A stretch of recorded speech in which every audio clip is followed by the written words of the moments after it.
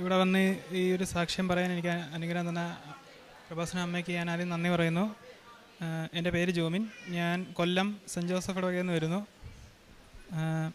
ഞാൻ ആദ്യം ഉടമ്പടി എടുത്തത് ജൂലൈ 8-ാം തീയതി ആയിരുന്നു.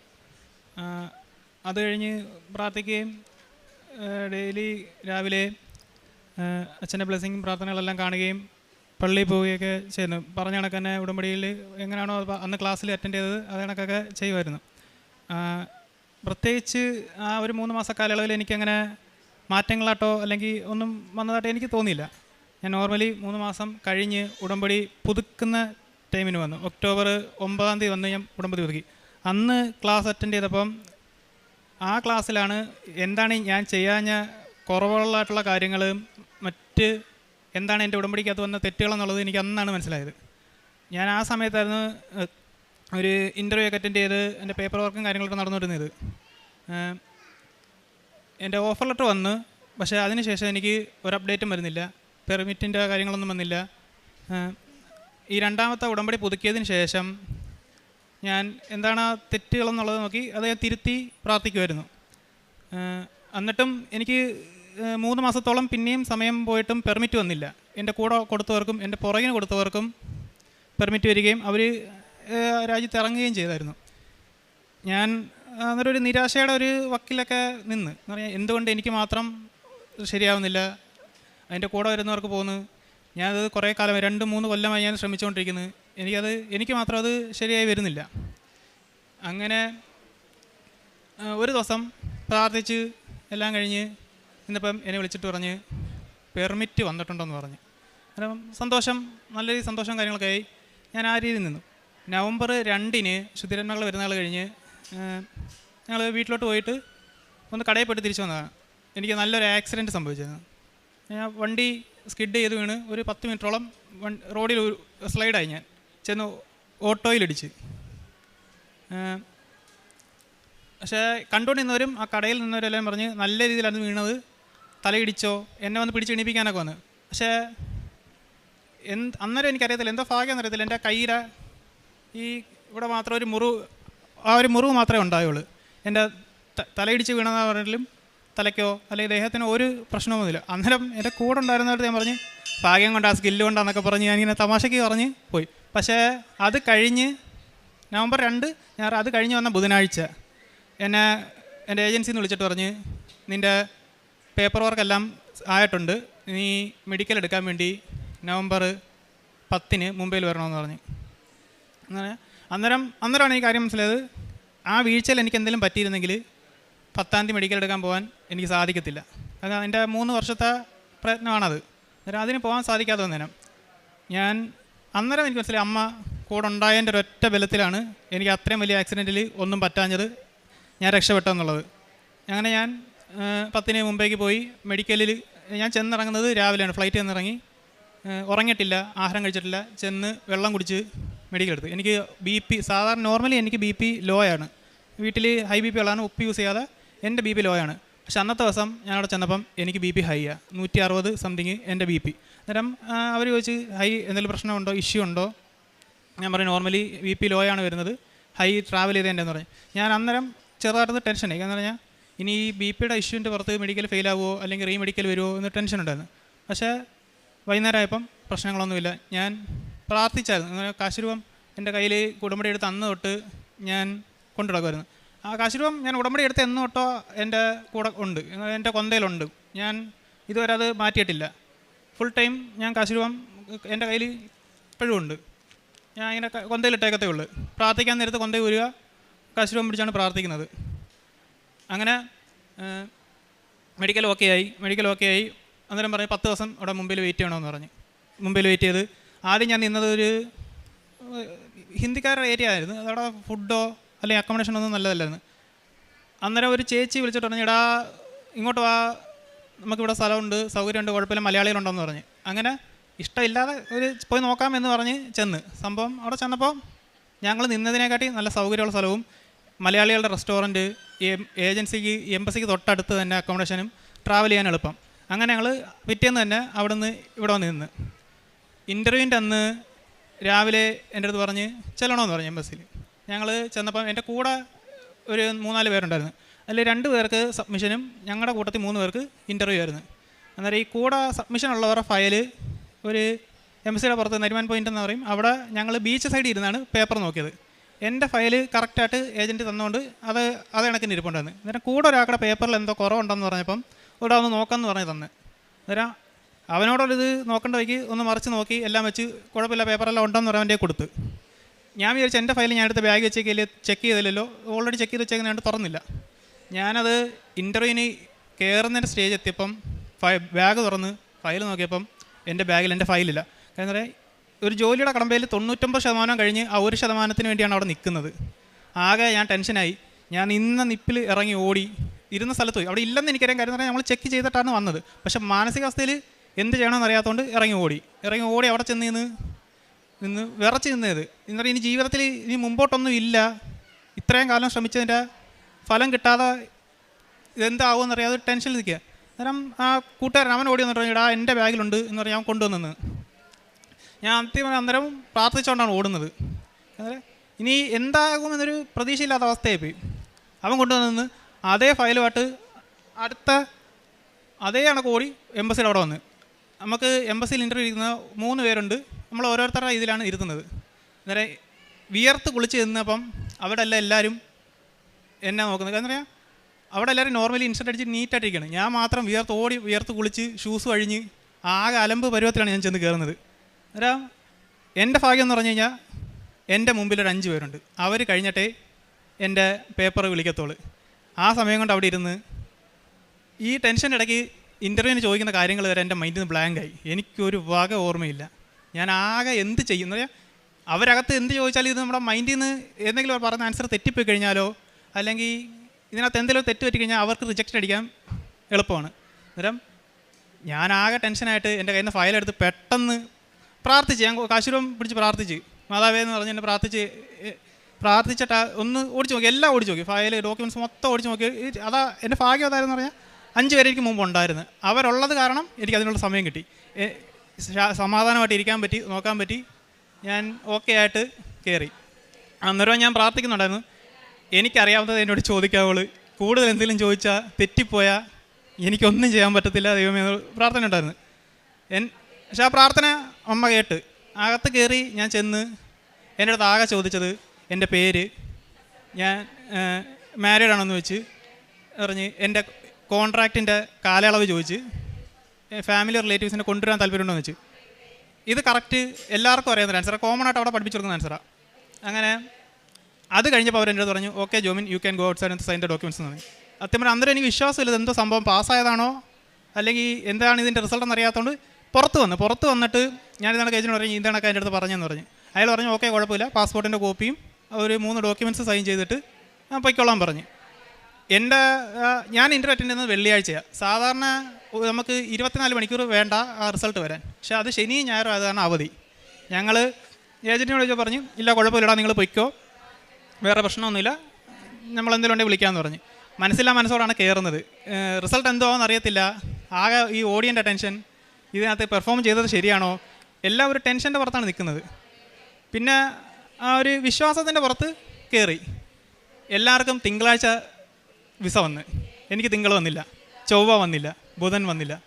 ഞാൻ ആകെ ടെൻഷൻ, വീട്ടിൽ എന്നെക്കാട്ടി ടെൻഷൻ വീട്ടിൽ അമ്മയ്ക്ക്. എന്ന് പറഞ്ഞാൽ ഓൾറെഡി ഞാനൊരു 2 വിസയൊക്കെ വെച്ച് റിജക്റ്റ് ചെയ്ത് കുറച്ച് പൈസയൊക്കെ പോയി ആ ഒരു സ്റ്റേജ് കടന്നിട്ടാണ് ഇങ്ങനെ വന്നത്. അത് കഴിഞ്ഞ് വ്യാഴാഴ്ച ആയപ്പോഴും ബുധനാഴ്ച ഞങ്ങളുടെ അവിടെ നൊവേനയൊക്കെ ഉണ്ട്, പള്ളിയിലൊക്കെ പോയി വൈകുന്നേരം നൊവേനയൊക്കെ പോയി പ്രാർത്ഥിച്ച് മനസ്സിന് സമാധാനം കിട്ടുന്നത് പള്ളിയിൽ ചെല്ലുമ്പോൾ മാത്രമാണ്. അല്ലാതെ ചിരിച്ച് നിന്നാലും ടെൻഷൻ്റെ പീക്കാണ്, കാണിക്കാൻ പറ്റത്തില്ലെന്നുള്ളതേ ഉള്ളൂ. ആ ഒരു മൈൻഡിൽ നിൽക്കുമ്പോൾ വ്യാഴാഴ്ച എന്നെ വിളിച്ചിട്ട് പറഞ്ഞ് നിൻ്റെ വിസ വന്നിട്ടുണ്ട്, വേറെ പ്രശ്നങ്ങളൊന്നുമില്ല, ഓക്കെ ആണെന്ന് പറഞ്ഞ് അവർ ഫോട്ടോ ഇട്ട് തന്ന്.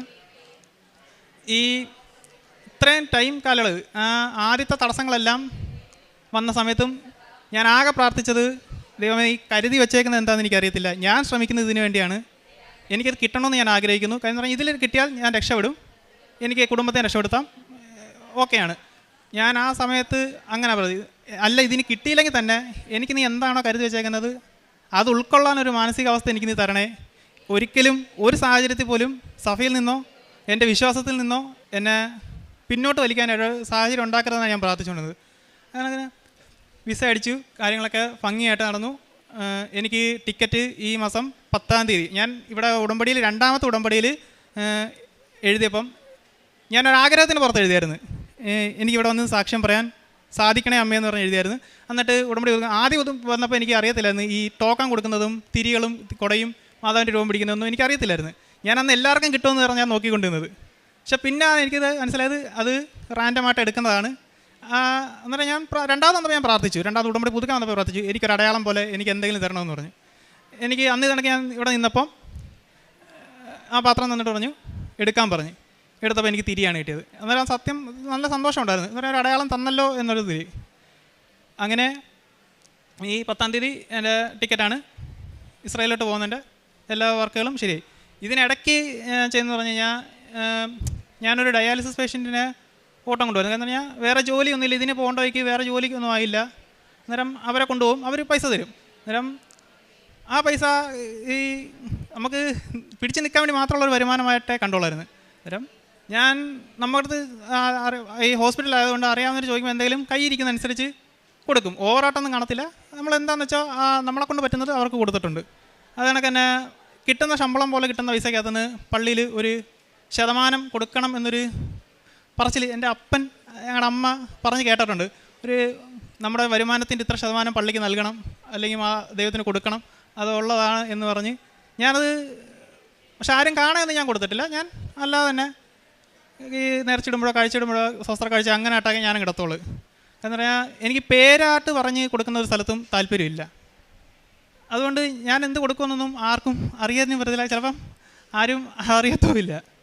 പക്ഷേ അതിൻ്റെയൊക്കെ ഒരു അനുഗ്രഹം എൻ്റെ ജീവിതത്തിൽ എനിക്ക് വന്നിട്ടുണ്ട്.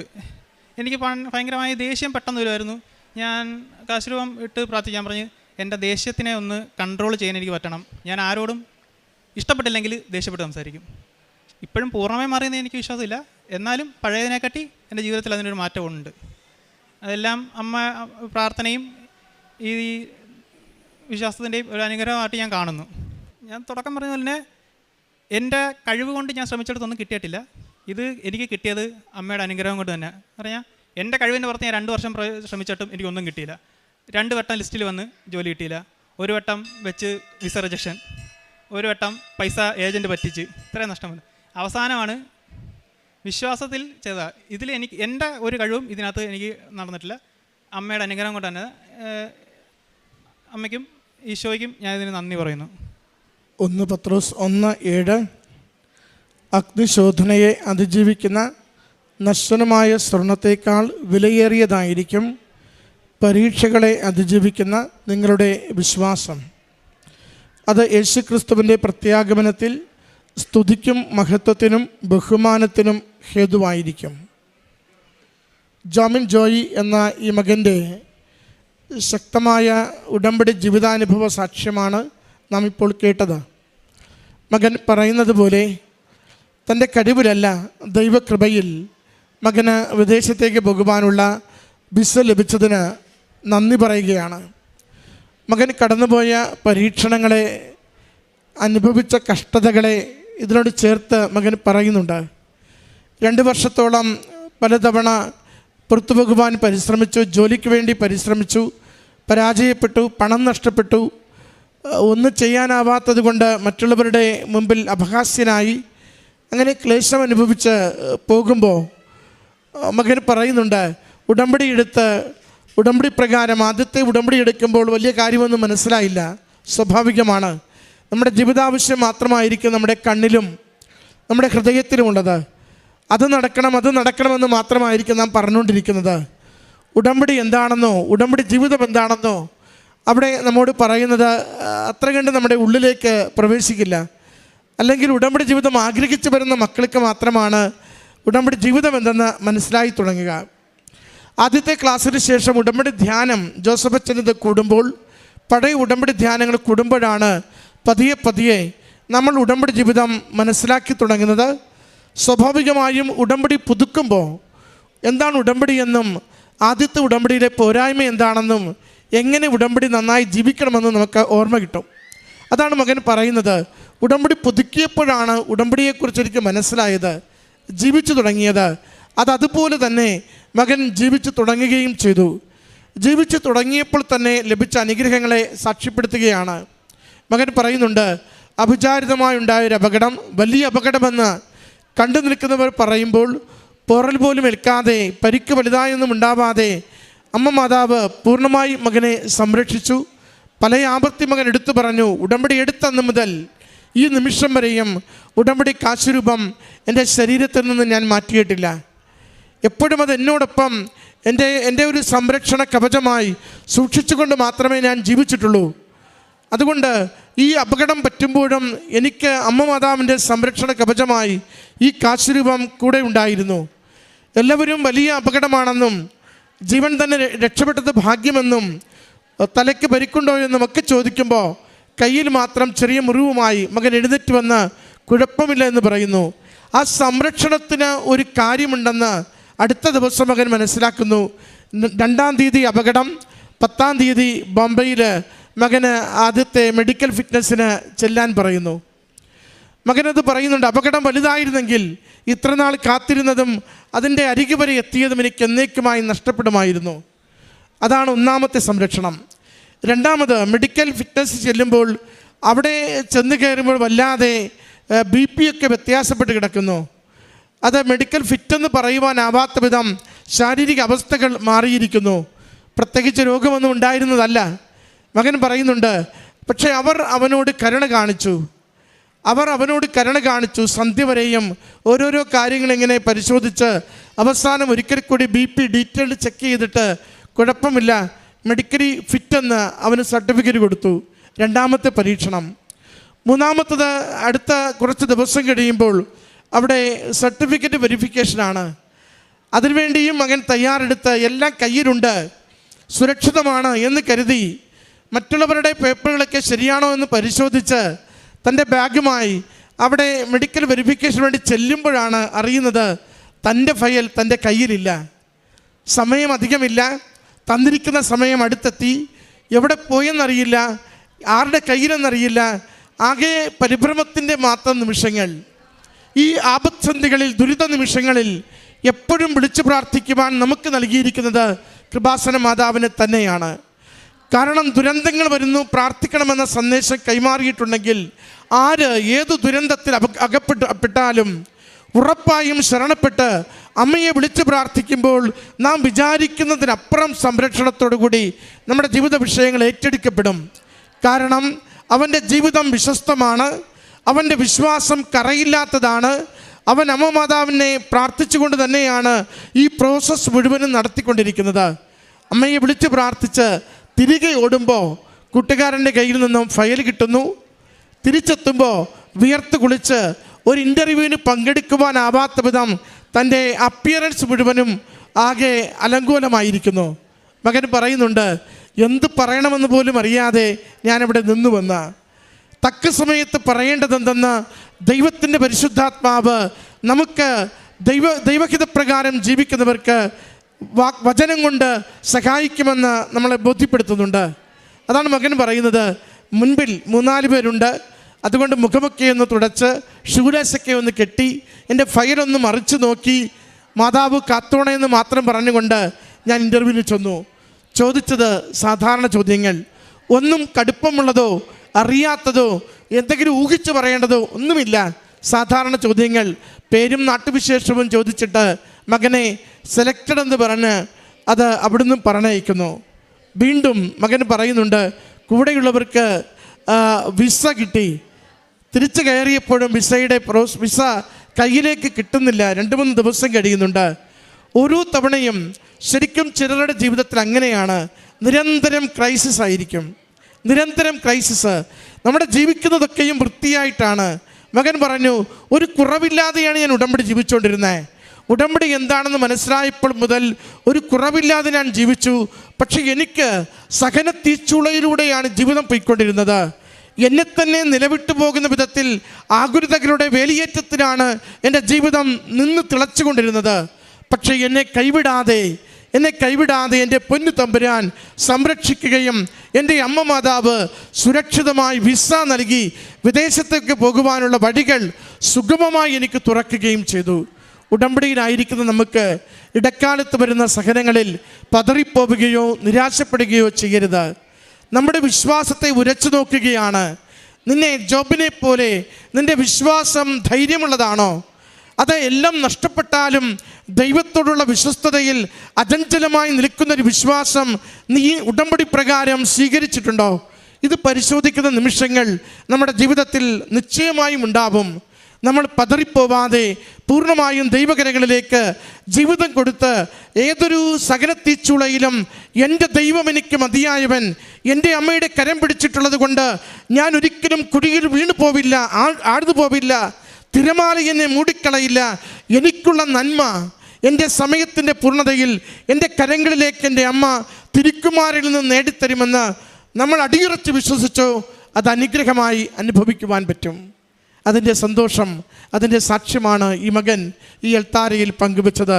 ഈ സഹന തീച്ചുളയുടെ യാത്രയിൽ മകനെ പരിപാലിക്കുകയും അനുഗ്രഹം നൽകി കൂടുതൽ മേൽഗതിയിലേക്ക് മകനെ നയിക്കുകയും ചെയ്തതിന് അമ്മ മാതാവിനും തിരുക്കുമാരനും നന്ദി പറഞ്ഞുകൊണ്ട് കരങ്ങളടിച്ച് ഈ സാക്ഷ്യം നമുക്ക് സമർപ്പിക്കാം.